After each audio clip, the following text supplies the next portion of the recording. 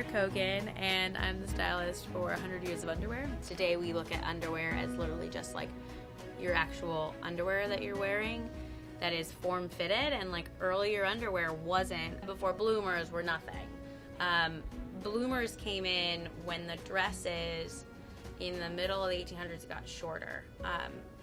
And so it was kind of a modesty thing, because when you started seeing ankle, the possibility of seeing up a girl's skirt became a real thing. One of the ways I can tell a period is, like, for example, the closures.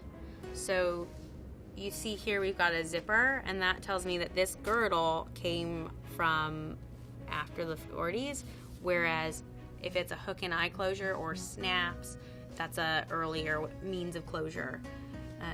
So zippers are still relatively new in the history of garments. Going and looking at the transition, you see this kind of very covered up body where we've got layers and layers until the naked body, to today where you have almost straps of fabric, right?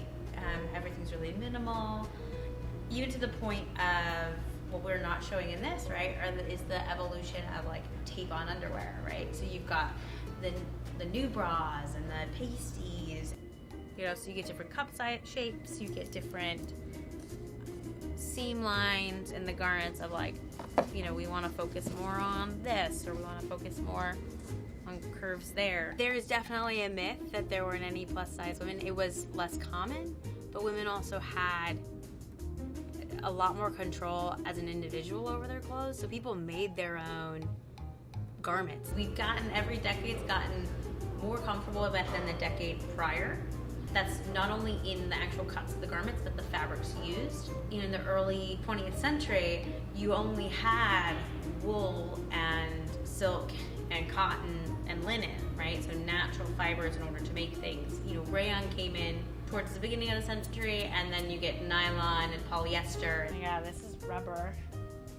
They're like rubberized.